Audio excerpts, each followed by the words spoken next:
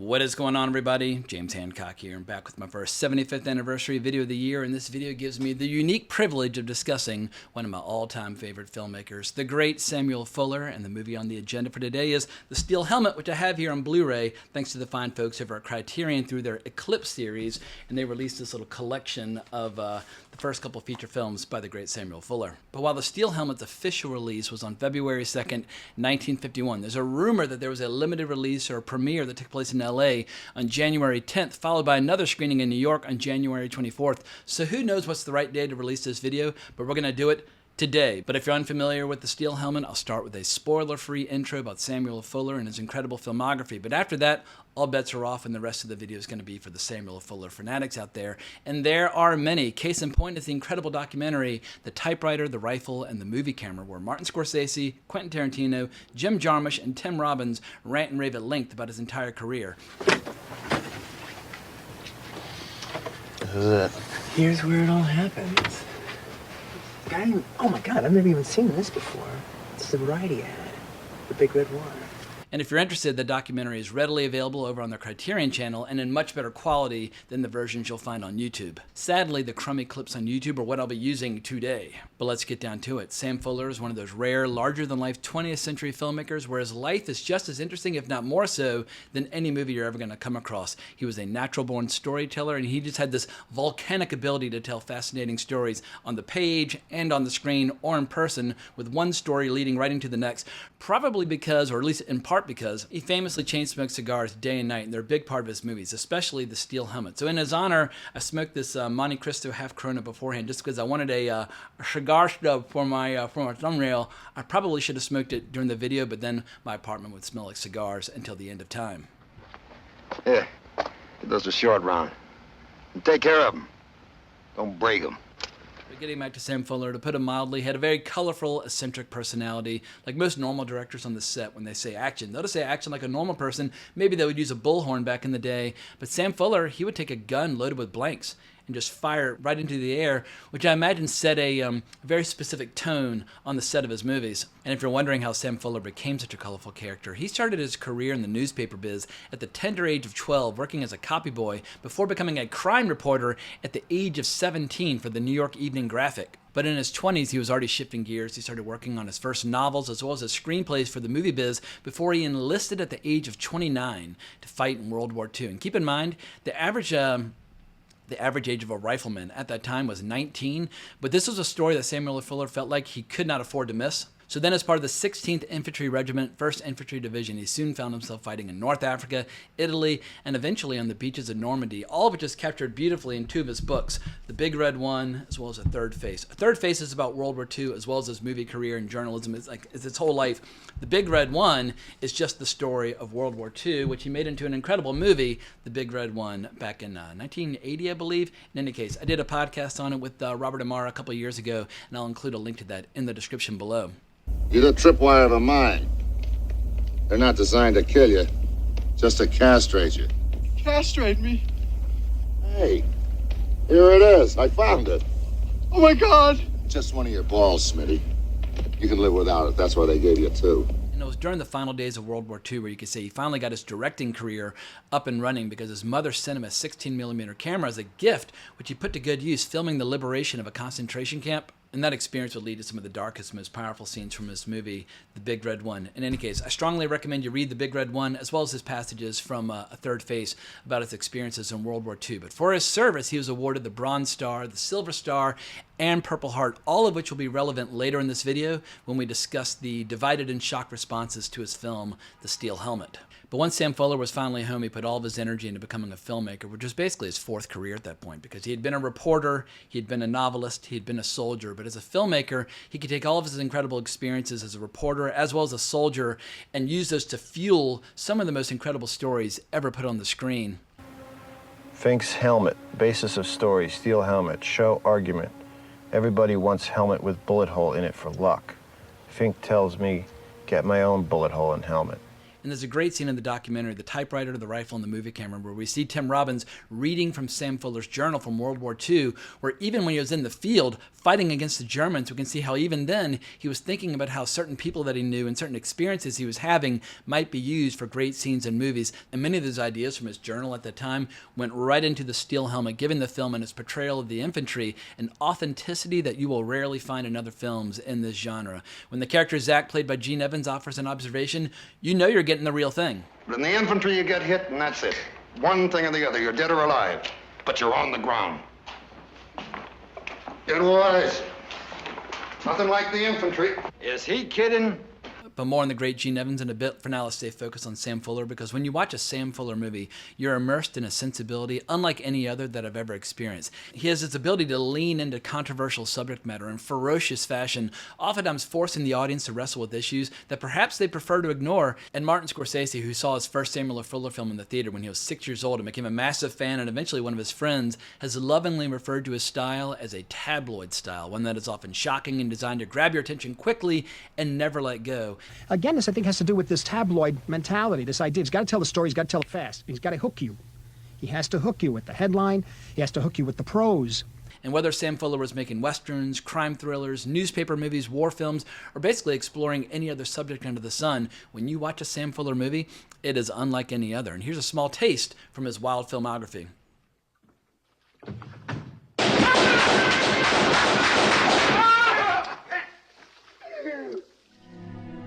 May I feel it? Just curious. Might go off in your face. I'll take a chance.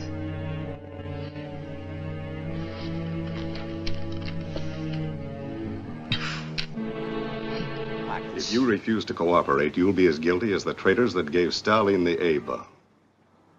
Are you waving the flag at me?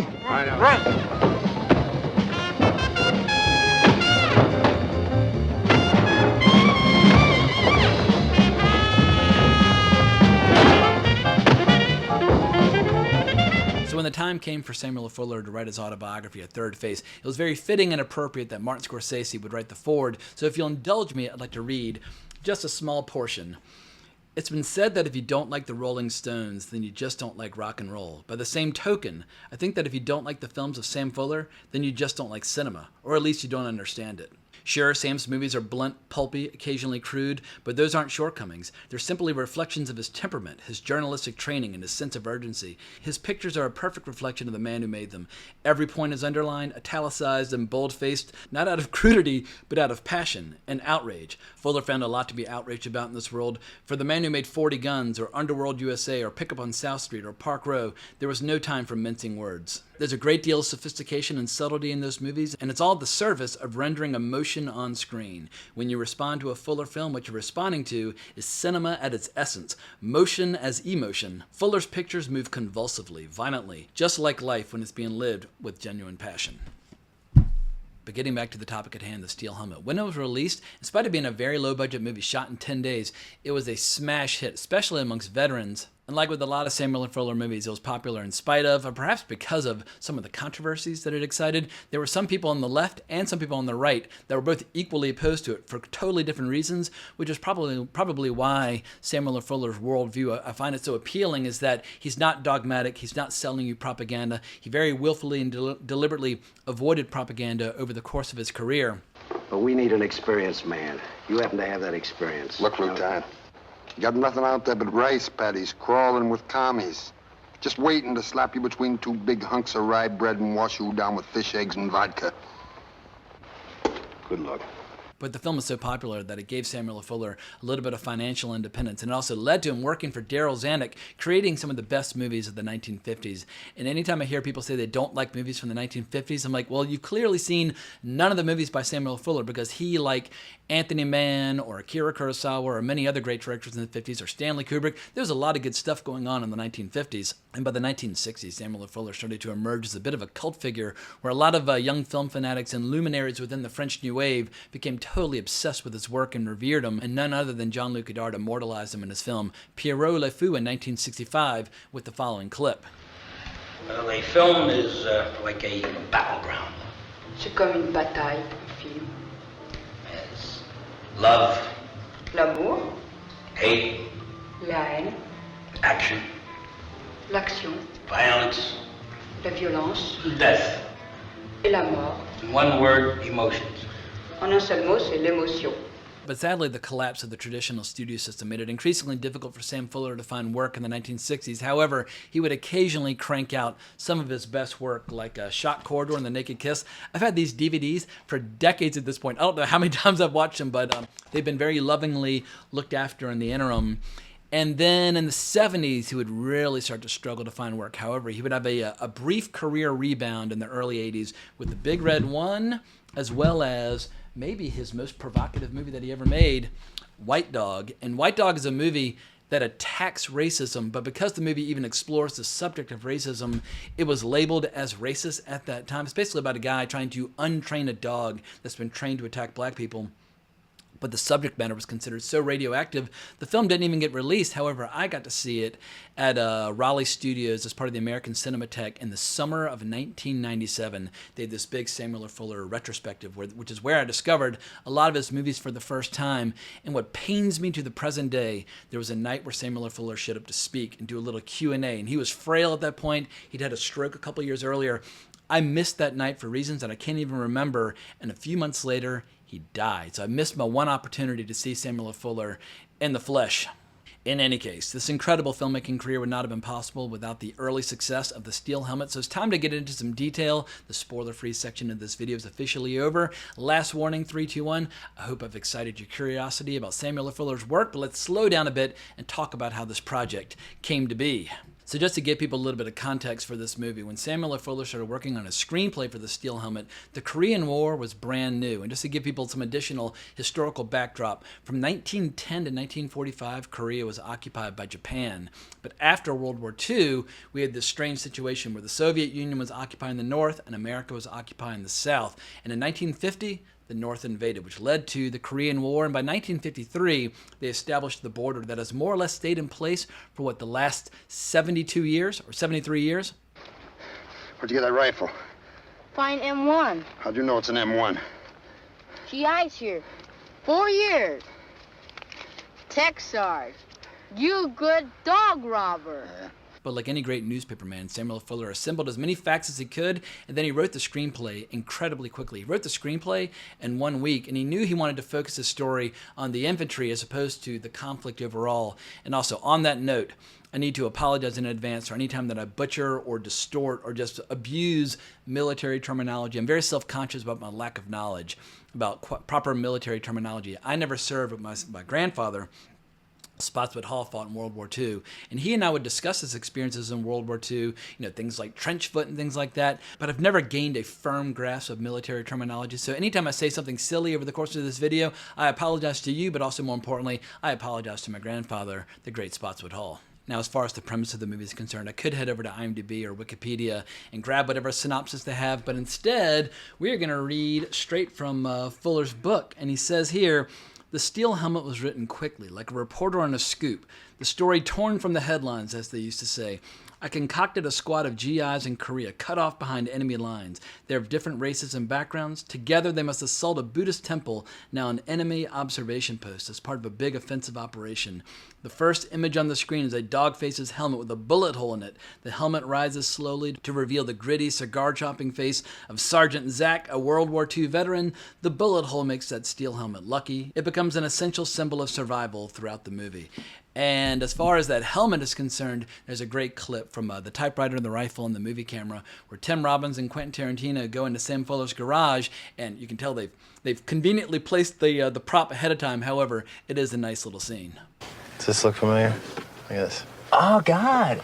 The helmet. That's the helmet. That's the steel helmet. But once Fuller had his finished screenplay in hand, the big question was who could play the role of Zack? And some people were pushing for him to hire John Wayne in the role, but what Fuller wanted to avoid with this movie was making kind of like a gung-ho, jingoistic type of war movie. But one day there was a fateful moment where Gene Evans walked into his office, and Sam Fuller and Gene Evans would work together many, many times.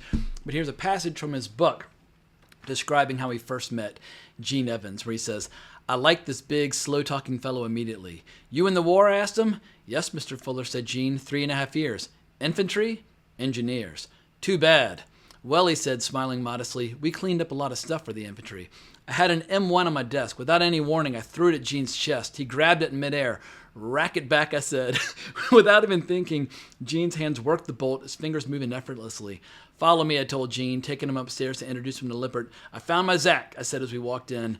And there was some resistance to Gene Evans being cast in the role because Gene Evans, while he had experience, was a relative unknown. And there were even some efforts by the producers to fire Gene Evans at one point. And basically Sam Fuller had to say no associate producers, no executive producers, no co-producers, no producers of any kind are allowed to make any creative decisions moving forward. I'm not interested in your hunches. Yes, sir. Hey, you ballerinas! You're all bunched up! Where'd you learn to go on a patrol in special service? Holy smoke!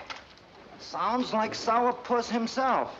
Hey, that you, Zach? And in the years to come, Samuel L. Fuller and Gene Evans would make many great movies together, and they formed that kind of rapport. I feel like every great director needs like one or two stars they can rely upon to star in their best movies. Like obviously, Martin Scorsese had Robert De Niro. Or like Ingmar Bergman had like Liv Ullmann and Max von Sydow, or Akira Kurosawa had Toshiro Mifune. But like over and over and over again, you see these great directors kind of going back to the well with certain actors. And Samuel L. Fuller had Gene Evans, and apparently decades later there was a screening of this movie at USC in Southern California. And at that time, Samuel L. Fuller and Gene Evans hadn't seen each other like in 10 or 15 years. But Gene Evans brought the actual steel helmet to the screening, and Samuel L. Fuller apparently he was so visibly moved by this gesture on Gene Evans' part that he couldn't speak. He was at a loss for words. Bullet in head, yes. Bullet in head, no. Hard head. The bullet went in the front, spun around inside, and came out here. Seeing that prop just brought back so many memories for Samuel L. Fuller, and the reason it's so important is not just because of the movie, it's because of the story that inspires the steel helmet and that famous bullet hole, which comes from Samuel L. Fuller's own experiences in World War II, which was turned into a scene in the movie where basically Lieutenant Driscoll keeps asking Sergeant Zach, can I swap helmets with you? I feel good. Bring me good luck if I could use your helmet. And Zach's basically telling him, like, I'm not going to give the helmet to you, but there's one person that I would give the helmet to. And he proceeds to tell this story about being pinned down on the beaches of Normandy for hours before one person finally stood up and had the following thing to say. This Colonel Taylor, he got up on Easy Red Beach, and he yelled, there are two kinds of men on this beach. Those who are dead, and those who are about to die. So let's get off the beach and die inland. And that's the kind of scene you can only write when you've been there and had those experiences firsthand. And that is something that is missing from a lot of contemporary film and television, where you can tell the writers have watched a lot of shows and they've watched a lot of movies, but they've had no life experience of any kind. And I implore any young aspiring writer out there or young aspiring filmmaker out there, don't just watch good movies. I mean, watching good movies, it's helpful, but you also need to have some knowledge of the world. And holy shit, Samuel L. Fuller had quite a lot of knowledge of the world. And when you look at the screenplay for this movie over and over and over again, there's just one incredible scene after another informed by Samuel L. Fuller's own experiences. Like when the characters of Zach and Thompson first bump into each other out in the field and they start exchanging stories about being veterans from World War II. Once again, that's pure Sam Fuller. So you're in the last one, too, huh? From Africa to Czechoslovakia. Red Ball Express? Yeah. The last for volunteers for a rifle outfit. 16th Infantry, 1st Division. Yeah, it was to prove you guys could shoot besides drive trucks, I remember. Or in one of the most famous scenes from the movie, and easily one of the most ruthless scenes from the movie, we have a situation where a dead soldier's been seen out in the field, and Lieutenant Driscoll is asking somebody to go get his dog tags to identify him. But we ought to find out who he is. Look, Lieutenant, don't let your emotions get the best of you. Dead man's nothing but a corpse. Nobody cares who he is now. And Zach basically, his attitude is, why would you stick out your neck and risk your own flesh to go out there and identify him? At this point, he's just a corpse. But this is the kind of writing where not only do you need a writer who's been there and done that and had those experiences, you also need a writer who's got that journalistic integrity of being as blunt and as honest and as truthful about the attitude and the point of view of a rifleman or a professional soldier just trying to get through the day with his hide intact. But the flip side of the reverse of that blunt, honest depiction of the way soldiers feel out in the field is the way that Sam Fuller depicted on-screen violence in this movie. Because on one hand, he was shooting a very low-budget movie very quickly, 10 days in Griffith Park with 25 extras, so he was limited by his resources. However, he made a very clear, conscious, early decision creatively not to depict the violence as honestly as humanly possible. Because as you see in this clip, if he were to depict the violence honestly, well, then nobody would stay in the theater. When a battle is fought, you do not have a man fall. I lie with a camera. I lie like hell. I don't want people to leave. They just fall. They never fall. The parts of them, the head is there, the balls are there, the ass is there, the feet are there. Boom, wham, wham. There's nothing but pieces of people. So when it comes to dialogue, obviously, Samuel L. Fuller is as honest as they come. However, when it comes to on-screen depictions of violence, he did tap the brakes a little bit just because he needed this movie to be successful commercially, and thankfully it was.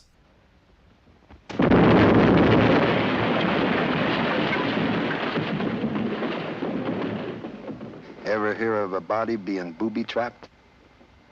Get his dog tags. So over the course of the movie, Zach becomes an incredible central protagonist, and he has one great line and one great scene after another. However, it's not a one-man show. The Steel Helmet, one of the main reasons it's so memorable all these years later, is due to its ensemble cast. And it's thanks to its ensemble cast that we get different points of view of race and politics at that time. And in typical Sam Fuller fashion, he approaches these scenes in a totally unflinching way where Martin Scorsese talks about being a young boy watching these scenes where Sam Fuller was addressing topics that people knew about but wouldn't talk about, and certainly wouldn't talk about in movies. And so it became quite shocking for a lot of people at that time. We were shocked. We were shocked, but we knew it was truth. And we never heard it in a film before. So while we're on the subject, let's talk about Sergeant Tanaka, played by Richard Liu, who's playing a Japanese-American soldier in the movie. But there's a scene where he's talking to a North Korean soldier about his experiences as an American in the 1940s, including the subject of Japanese internment camps during World War II. And no movies were talking about this at that time. For a little guy with a lot of combat time, Major, you surprise me. Don't you guys know when you're licked? I surprise you. They threw Japanese Americans into prison camps in the last war, didn't they? Perhaps even your parents. Perhaps even you. You rang the bell that time. And of all the filmmakers working in Hollywood at the time, only Samuel L. Fuller would cook up a scene where a North Korean communist and a Japanese American are talking about their opposing worldviews or their opposing ideologies. This is what makes Samuel L. Fuller so fascinating. But this continues with the character of Corporal Thompson. You'll pay for a ticket, but you even have to sit in the back of a public bus. Isn't that so? That's right. And Thompson's an absolutely fascinating character played by James Edwards. He's playing a character who was a medic in World War II and now in the Korean War. But over the course of the movie, we see over and over again how he's exposed to subtle forms of racial bigotry. Like the first time he bumps into Lieutenant Driscoll, he's immediately accused of shirking his duties and being a deserter. And Thompson very calmly and very casually has to point out, I'm Corporal Thompson, sir. 24th Division, 19th Infantry, 3rd Battalion Medics. They kill every man in my platoon. I saw them throw 3 into a bonfire. And I'm no straggler. But perhaps the most famous and enduring character of the ensemble cast is the character of Short Round, played by William Chun. There. Let's go Short Round. What is Short Round? It's a bullet that don't go all the way, and that's you, Bud. You're not going all the way with me. Just till we meet some goop, some South Koreans who'll take you off my neck. And if the name sounds familiar to you, it's because Steven Spielberg loved this movie so much and loved that character so much, he created a new Short Round in Indiana Jones and the Temple of Doom. Short Round, step on it. Okie dokie, Dr. Jones, hold on to your potatoes. And I must have seen Indiana Jones and the Temple of Doom at least 100 times before I ever saw the Steel Helmet. So I always assumed that Steven Spielberg and George Lucas and all these guys, that Short Round was their creation. However, all credit must go back to Sam Fuller and actor William Chun. The original Short Round comes from this film. And it's the relationship between Zach and Short Round which gives this movie so much heart, so much warmth, and ultimately so much sadness, because Short Round, in a strange way, feels an obligation to look after Zach after saving his life early on in the movie when he finds him all tied up and frees him. But the last thing Zach wants is a little kid following him around. But what makes this movie so incredible and so compelling to revisit is how Zach slowly but surely takes on the role of like a mentor or like a surrogate father, teaching him what he knows about the Army. And Oh, man, I'm going to start crying if I even start talking about it, but there's a scene later on in the movie, and this is for people who've already seen the movie, so no spoiler warning is required. But after Short Round is ultimately killed in combat later in the movie, the North Korean soldier is reading a note that Short Round was writing at the time. To Buddha, please make Sergeant Zack like me. What a stupid prayer.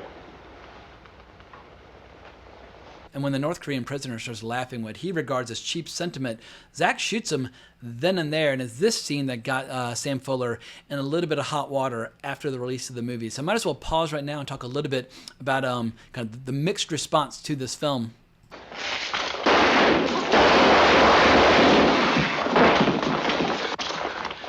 It's a good thing this army isn't made up of fat-headed slobs like you that think this war's run by idiots. Because when it comes to politics in 1951 versus 2026, the more things change, the more they stay the same. And of course, there are a lot of people who immediately retreated to their ideological camps in order to attack this movie. And people on the left were calling it the work of a fascist filmmaker, and people on the right were calling it the work of a communist filmmaker. And meanwhile, Samuel Fuller's kind of caught in the middle, like, well, what do you want from me? Yeah, well, in Steel Helmet, the commie papers loved it up to a point, and then said I was financed by Douglas MacArthur. The fascists, and I can tell you their names, these are big columnists. They're not movie reviewers, they're editorialists for different papers in the United States. Did you hear the big difference? They said this man should be investigated. We must find out his background. He's un-American to the core. Same picture. And the movie got Samuel Fuller in such hot water, he was eventually summoned to the Pentagon to answer a few questions. So in his own inimitable style, he recaptures his little interrogation where he writes, Fuller, what we're most concerned about is you're showing an American soldier shooting a prisoner of war. Why did you do it? Because it happens, I said. I fought a war, things like that happen, and you know it. I asked to make a phone call. They brought in a telephone, and I got Colonel Taylor, my old company commander, now a brigadier general, on the line. Did a prisoner of war ever get shot, I asked him. Of course they did, said General Taylor. I thanked him and hung up. Sew him up, give him blood. Are you kidding? You blew a hole in it as big as a tunnel. I can drive a truck through it. If you die, I'll kill you. Now, I've been singing this movie's praises quite a bit at this point without offering any criticisms or pushback of any kind, but the only real criticism I have is just an unfortunate byproduct of being a $100,000 movie shot in 10 days in Griffith Park, where the battle scenes aren't so hot. I mean, there's a tank in this movie that is made out of cardboard, but the reason you watch a movie like The Steel Helmet is not for the big budget effects-driven action sequences. You watch it for the attitude, for the honesty. You watch it for those scenes like when Gene Evans tells a character right before they're about to go into combat, You ready? Yeah. All right. Let's make some money. he's a professional soldier. That's the way he looks at a combat scene. Let's earn some money. Or later on in the movie when he tells a soldier to walk through a door, he's like, "You're getting paid for it, aren't you?" That's the way. Now you can go in. Come on, you're getting paid for it. I mean, he is just so blunt and so honest, and it makes the movie eerily compelling and eerily relevant 75 years later. And as Samuel L. Fuller says toward the end of the movie, this story has no end, because for him, this was not a story about the Korean War, the beginning, middle, and the end. This is a story about what it's like to be a soldier in the field. And as he says, yeah, the story has no end because war will never end. And a story about the experiences of a soldier in the field from any era has a universal relevance that will always be compelling in any era. There is something about Steel Helmet that we knew as children watching it, that it was the real thing. It was the emotional truth of it. There was sensibility of somebody who was there and who knew it in his soul. And that's an amazing amount to translate to an audience, especially an audience of 8-year-old, 9-year-old kids, to know that that's the real thing. At any rate, in spite of the pushback from some members of the chattering classes on both the left and the right at that time, the movie was a smash because the audience loved it. In particular, veterans loved it, soldiers loved it, and so it was such a hit. Naturally, Sam Fuller got additional opportunities, and he has a brief little passage in his book, A Third Face, where he talks about his meeting with Daryl Zanuck about what his next steps are going to be, and I'm going to share it for you right now. It came time to do my first picture for Zanuck. We were sitting in his big office smoking cigars. The stuffed animals were looking down on us as we tried to figure out what my movie was going to be about. Daryl was still raving about the Steel Helmet. What a movie, he said. No star, not even a girl in the cast. Those gritty shots, so real, almost realistic. Sammy, your picture's being screened at all studios. They'll copy it one way or another. And Samuel Fuller replies, let him try, I said. And I feel like that is vintage Sam Fuller, because he knew even if people tried to recreate or copy the success of the steel helmet, unless they had experienced what he had experienced as a crime reporter in New York, as well as a soldier in the field in North Africa, Italy, and Western Europe, there was no way they were going to be able to bring that sensibility and that attitude and that point of view to whatever story they were going to tell. Now, we can call the third side the mistress. Every human being has a mistress in the brain, Sammy. Every. The mom and papa will never know what that son or daughter is thinking, ever, until they die. Never. No one will know. You can be married for 90 years, and the mate will never know. Now, that's called the third face. It's a mistress. But at this point, I feel like I've said most of what I want to say about the steel helmet. But as a way of wrapping up this video, I just want to talk about Samuel Fuller in general. Because when I first started really getting obsessed with movies in the late 90s, at that time, kind of like, I guess the addiction that I had, there were certain filmmakers that I loved where I would watch documentaries about them or read interviews, and they would talk about their influences, and I would say, oh, I need to watch their movies too. And then I would read interviews with or watch documentaries about them, and I would find out what their influences are, and it was like a chain reaction where it's like it would never stop. It's like, oh my God, like am I ever going to be able to stop watching all these old movies? But there were so many filmmakers that I was obsessed with in the 90s that were obsessed with Sam Fuller. Sooner or later, it was inevitable that I was going to encounter his work and just absolutely fall in love with it. And I've got a couple different books on this stuff. My first Samuel Fuller book I ever had was by Lee Serber, Film as a Battleground, which is very well named. But at some point, I need to rip off the Band-Aid and read some of Samuel Fuller's early novels like The Dark Page. But at that time in the late 90s, where I was just movie crazy and my movie mania was at its most feverish and intense, Samuel Fuller just kept popping up in everything. Like my favorite documentary about filmmaking ever is a personal journey with Martin Scorsese through American movies. Sure enough, Samuel Fuller clips, Samuel Fuller interviews. I was like, God damn, all right, who is this Samuel Fuller guy? And once I started watching his movies, I couldn't stop. I still have like one or two blind spots left in his career, but in my collection, I've got Baron of Arizona, I Shot Jesse James, Pickup on South Street. This actually might be the best place to start of any of his movies. But really, like the unholy trinity of movies that I really love by him. I mean, it's got so many good ones, but White Dog, Shot Corridor, and Naked Kiss. This is really like the foundation of my love and affection for his work, because I saw all three of those movies at that retrospective in the summer of '97 at Raleigh Studios, which is basically right across the street from Paramount. At that time, the Egyptian was being restored, so the American Cinematheque was temporarily at Raleigh Studios. And just a quick side note, Dennis Partok, who was the programmer for the American Cinematheque at that time, now works with Deaf Crocodile, and I've done a couple of Blu-ray commentaries for Deaf Crocodile over the last year or so with Martin Kessler and Adam Rakoff. And so in a weird way, like those early formative experiences at Raleigh Studios in the late 90s, they're still having an impact on me in terms of like my work and my connections and my friendships to the present day. It was just an incredible time to be a movie freak in Los Angeles. But here's the good news for this channel. If you enjoy my 50th, 75th, and 100th anniversary videos on this channel, I've got a lot more Samuel Fuller movies to look forward to. And as I get older, I'm increasingly more interested in celebrating the greatness of the past than I am in talking about why Star Wars sucks in 2026 and that sort of thing. And don't get me wrong, I'm occasionally going to talk about why contemporary movies are so bad. But in the end, this channel should be about my love and affection for the great movies of the past. So there'll definitely be more videos about Samuel Fuller on this channel in the not so distant future. But for the time being, I hope you enjoyed this video. Thank you so much for sticking with me all this time. If you enjoyed this video, please consider liking, subscribing, hitting that notification bell, or leave a comment below about some of your favorite Samuel Fuller movies. But thanks again for watching. I greatly appreciate it. But more importantly, as always, onwards and upwards.